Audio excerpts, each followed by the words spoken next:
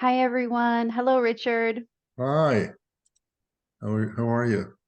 I'm doing well. So we Good. have another episode here. We did a couple already. For you guys that want to check it out, you can check out Rich's channel for that. My name is Yvette Bunsel. I'm a Palestinian American. I completed tenure with the State Department, and now I live in Illinois.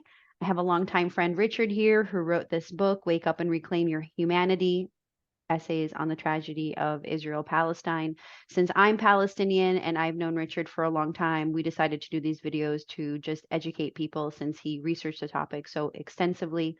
I also have a lot of family in the West Bank that are really suffering right now. They're very afraid. Obviously, it's not as bad as Gaza, but my dad's village of Aboud has been under lockdown. Essentially, people cannot leave it for the last 54 days now. So it's been a really tragic situation in the West Bank. We are going to cover the topic of anti-Semitism today. I'm going to let Richard introduce himself and then I'll pose a question. Oh, hi, everybody. My name is Rich Four. I'm the author of two books on the Israel-Palestine problem. The first book is called Breakthrough: Transforming Fear into Compassion, a New Perspective on the Israel-Palestine Conflict. And the second book is Wake Up and Reclaim Your Humanity, which Yvette is showing you right now.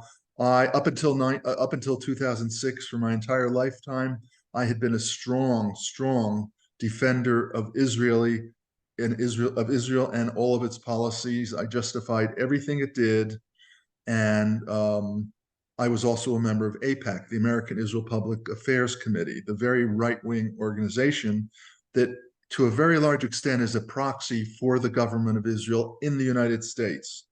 In 2006, I had what I would term a spiritual awakening, in which my prejudice, fear, and confusion was transformed into compassion and clarity. And I started studying. I realized that I had been dehumanizing the Palestinians all my life, and in the process had forfeited my own humanity. And I then embarked on an extensive, thorough study of the subject with the commitment only to the truth.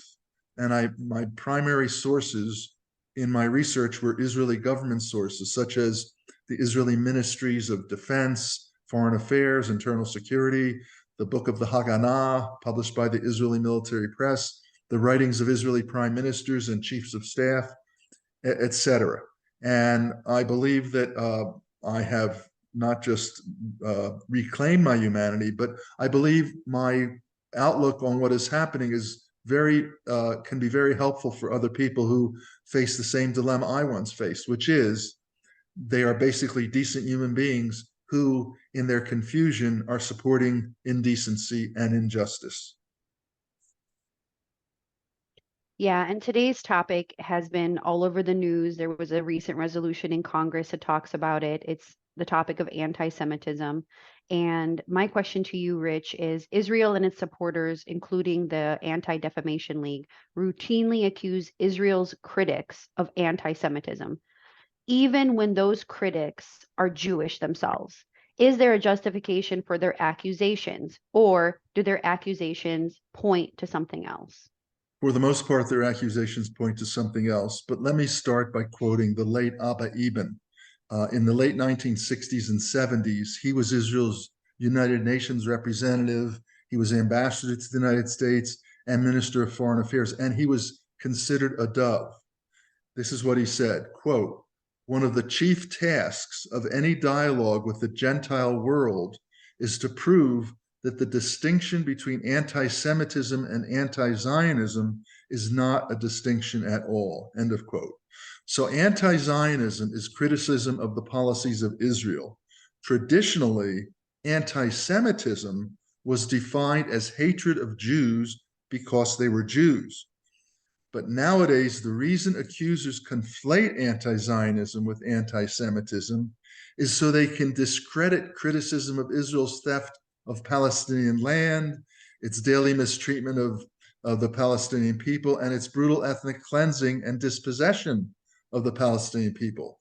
These accusers, they know just like I once really knew, if I had really examined my mind, that there is usually nothing anti-Semitic about criticizing Israel for its criminal treatment of Palestinians.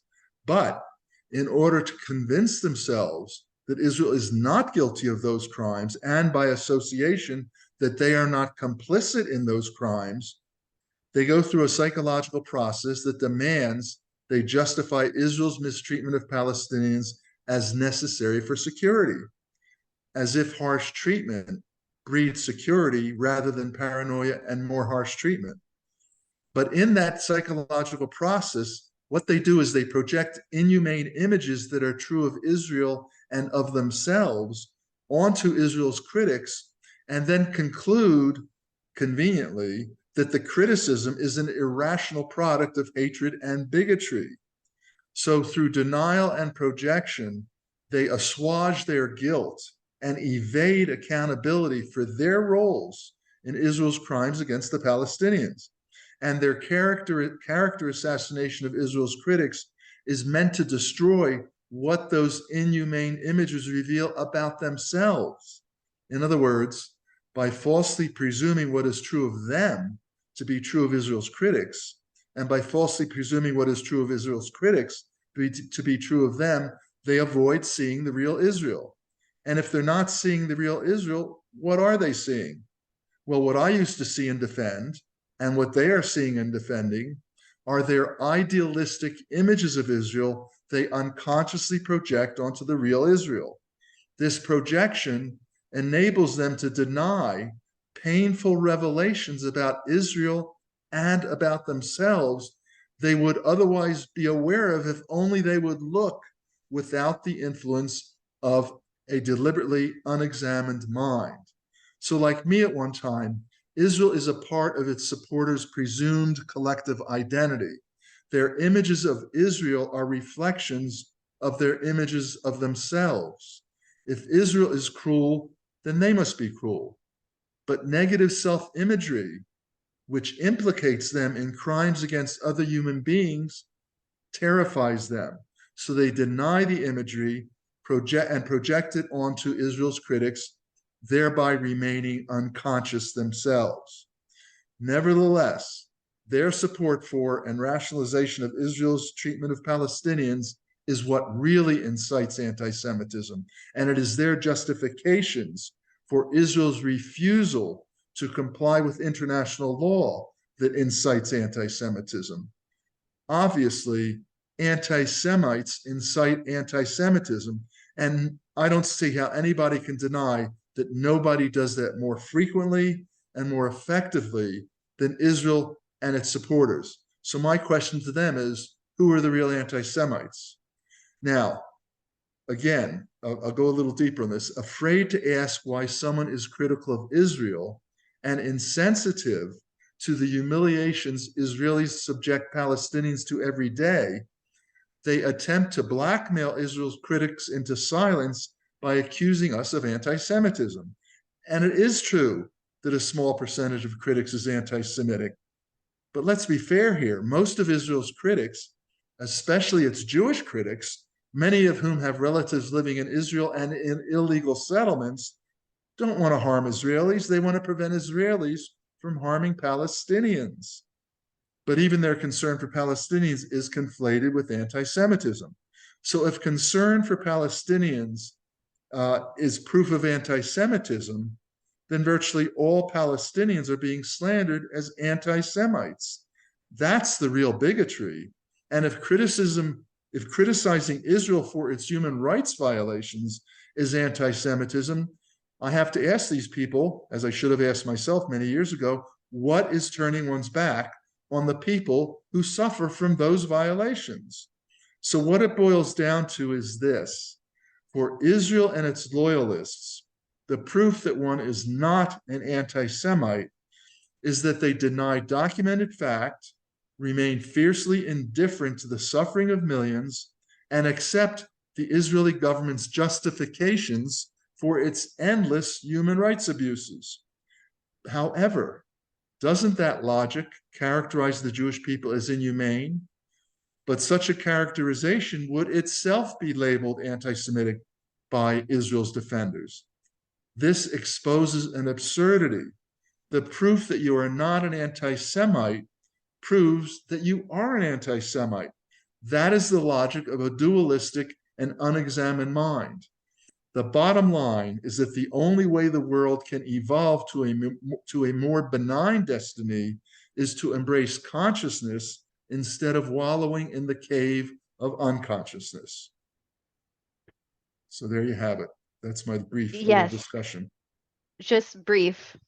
Um, Fairly brief. Richard, there's a lot to unpack there, and I'm sure most people in the audience would have to listen to that multiple times. And I really encourage people to listen to that multiple times. I'm going to listen to that multiple times because Rich has really given this a lot of thought as somebody who's Jewish, as somebody who's researched the topic, as somebody who's had a very profound spiritual awakening, as somebody who continues a spiritual practice and talks about consciousness.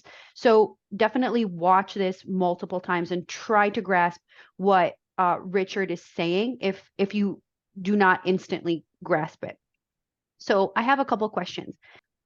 Are the leaders of the Zionist movement also operating unconsciously, or are they more of the wolf who see the unconsciousness and kind of use people and you appeal to that unconsciousness, or are they also unconscious themselves?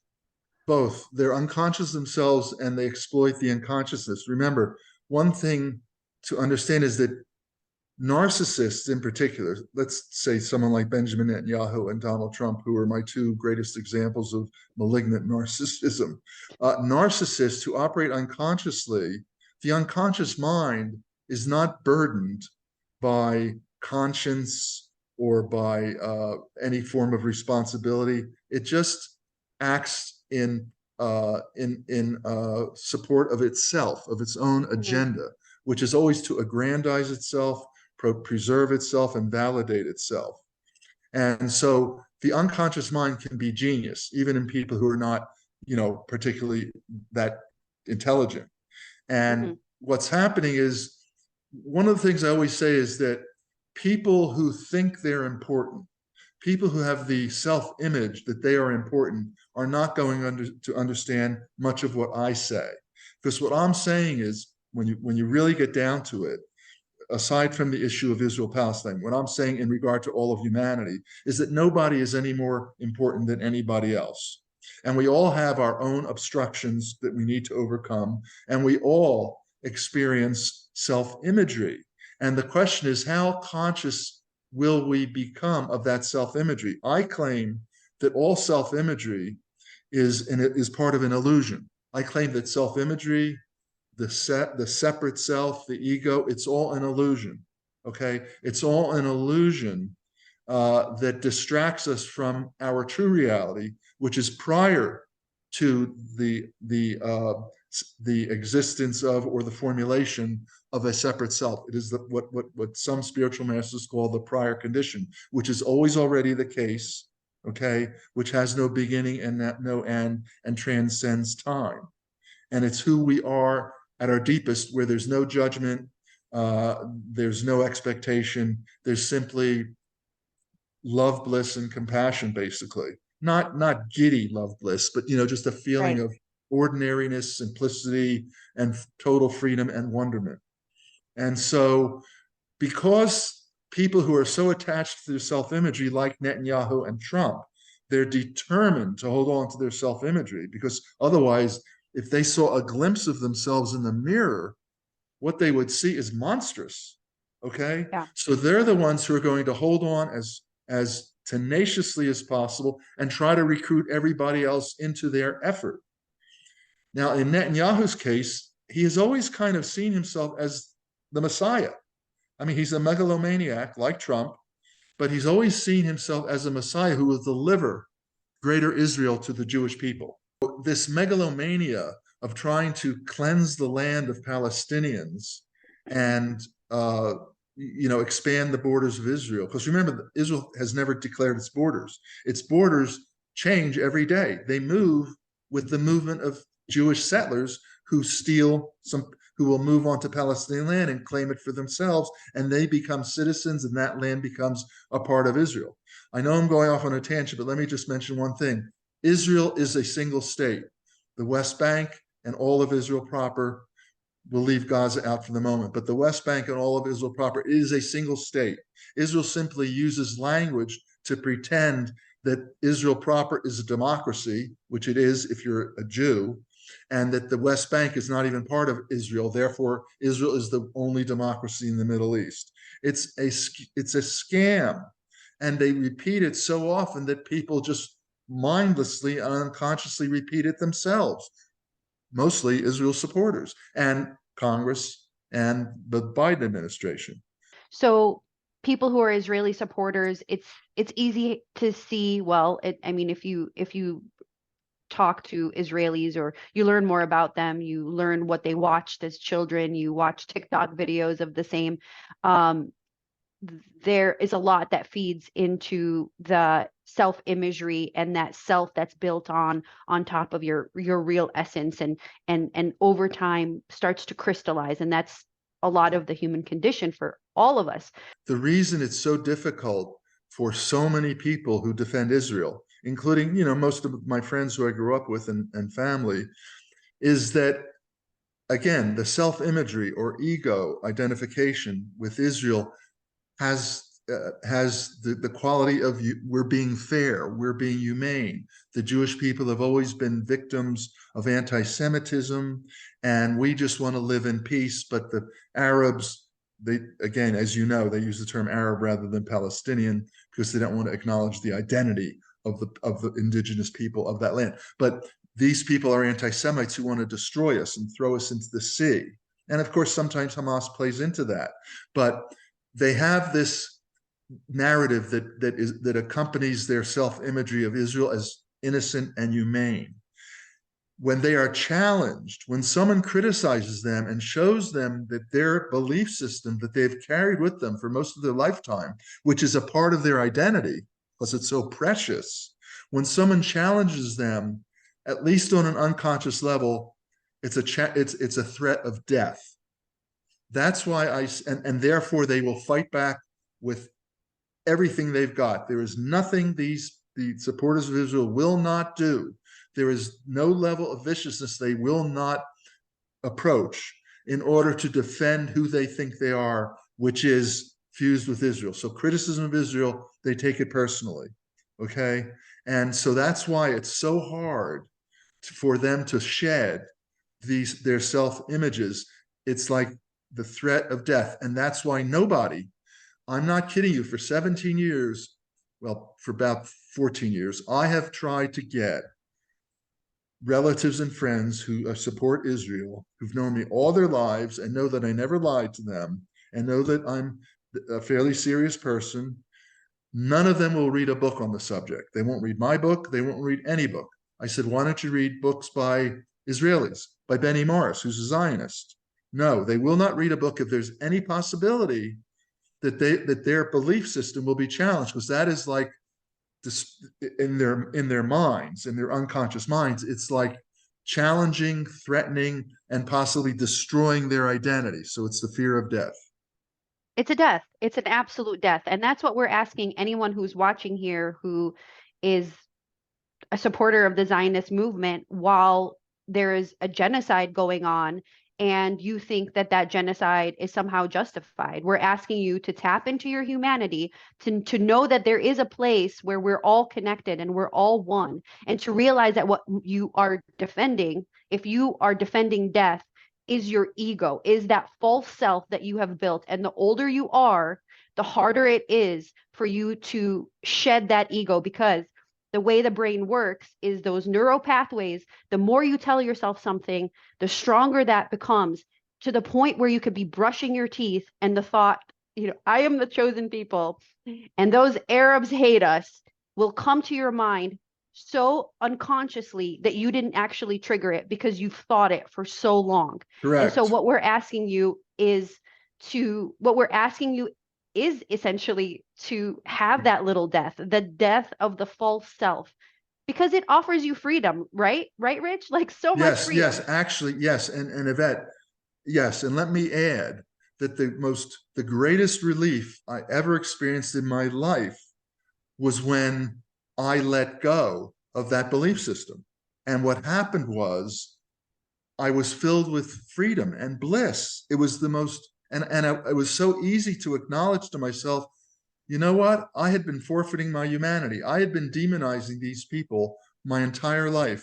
And now that I recognize that I had been forfeiting my humanity and demonizing the people, I'm free. I'm free of torturing myself. I'm free of imprisoning myself within the cave of unconsciousness by tying my limited identity to one entity, the state of Israel, and the beliefs and images that go along with identifying with the state of Israel. Now I can be free. Now, instead of being a Jew, I'm a human being who was brought up Jewish and still has an appreciation for Jewish culture.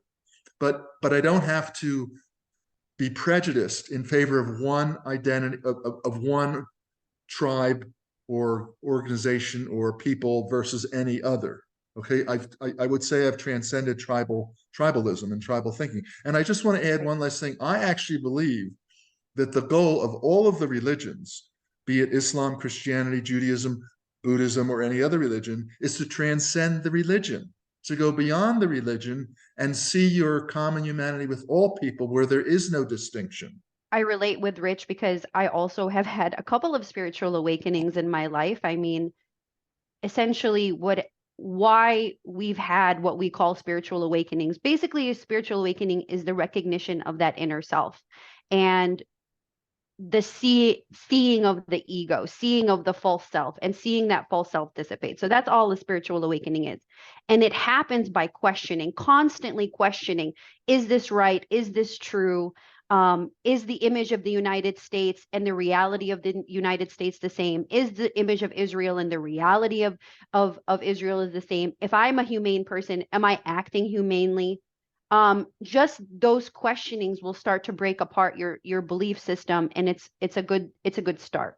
So Yeah, I excellent. think, yeah. So I have one more question. So what is going on with Congress and people in the United States as they're supporting Israel? Obviously, they don't have that self-imagery as strongly as those who live in Israel, but they are still staunch supporters of Israel. That is it, right? So there's another layer here. Money. There's people who truly believe in a cause and are driven by those beliefs, as we discussed, and then there's other supporters who may not identify with Israel as such, but they're being supported monetarily to Yes. and sometimes bullied or Oh, pressured definitely. Definitely. um to pass these resolutions, to take stances that they may not personally believe in, which is really sad for their own humanity. Yeah, absolutely. Yes. Well, let me give you an example. Well, first of all, the other day I was watching a YouTube uh, talk with Ta-Nehisi Coates, the African American writer who's won a number of awards. He's brilliant, who had recently been in Israel, Palestine, and had really just started becoming really aware of what was going on. And it really affected him. And I really love the way he expresses himself. And he was there with Rashid Khalidi, who is the Columbia University Edward Said Professor of Middle Eastern Affairs. Rashid Khalidi said that our congressmen are whores. Now, he didn't mean all congressmen, but he meant most congressmen. And then he apologized to sex workers, but for doing that. But the point is that most of these people, like I've attended in the state of Colorado, I've attended legislature sessions where one session in particular where where the subcommittee debated the bill that they were proposing that would censor anyone who does business with the state of Colorado if they boycotted, divested from, or sanctioned Israel. In other words, they wouldn't be allowed to do business with the state of Colorado. And These people who presented the bill didn't know anything at all about Israel Palestine. They were doing it on behalf of their donors, which was in their case Jewish AIPAC members. And it's the same in Congress. They're terrified of losing their congressional seat, most of them, and so they actually will do AIPAC's bidding, Israel's bidding, and they will also simultaneously convince themselves that what AIPAC is telling them is true. That's where they get their information. Okay. Now, Mm-hmm. my congressman is Joe Neguse, his parents are from Eritrea. He's African American. And Joe Neguse is a very strong defender, as is Hakeem Jeffries, the head of the Democratic majority leader in the House, Kamala Harris, Cory Booker, all African Americans, all very strong supporters of Israel. Why? I mean, I've written to Neguse many times and said, I would think you'd be more sensitive to discrimination and segregation than most people because of the history of African Americans in this country. So why are you defending and supporting and giving money to Israel to do exactly what was done, or almost exactly what was done to your people, mostly in the South? Another way of putting it is, if you were in Congress in 1964, would you have voted against the Civil Rights Bill and against the Voting Rights Act in 1965? This is hypocrisy. But this is what's happening. Money, people are seduced by money and by power into giving up their humanity. That is what is happening. And it's a very serious problem. And a lot has to do with the Supreme Court decision on Citizens United that allowed dark money into the political environment. If you're being seduced by money or you're afraid to stand up for what's right just for money and power, then your humanity is not deep enough. Correct. You have not touched that place in your humanity where it's greater than yourself, your identity, and your greed. So continue digging deep. If you're a Christian, if you're an evangelical Christian, I really urge you to think about what Jesus taught, because, actually, I am Palestinian, but I'm also Christian. And I'm married to a Hindu. So there's a lot going on there. But that doesn't matter, right? Like, I'm transcending all of those identities. None of them are real. I don't identify with any of them on a day where I really understand that there is no such thing as these boundaries. But if you're an evangelical Christian and you have been a staunch supporter of Israel, really ask yourself if the killing of thousands of people, potentially hundreds of thousands of people soon enough, we don't know what Netanyahu's plan is, but we know that he's going to continue. Think about what Jesus would do. As a Christian, think about loving others and really sinking into that Christianity on that foundational level. So I don't know. That's really what I want to say, because I know there's a lot of evangelical Christians out there who are the biggest supporters of Israel in so many ways. So I'll leave the last couple words to you, Rich. Very well said. That's the point. The thing is, in paraphrasing what Yvette just said, I would say we need to recognize our common humanity with all people, whether we're Christian, Muslim, Jew, Buddhist, Hindu, Jain, whatever.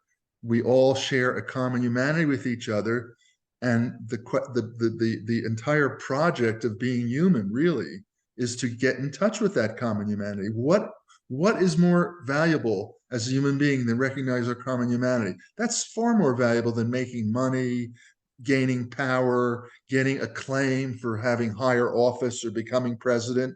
I mean, come on, get in touch with your humanity, common humanity, everybody, and then we can have peace. And we can have happiness.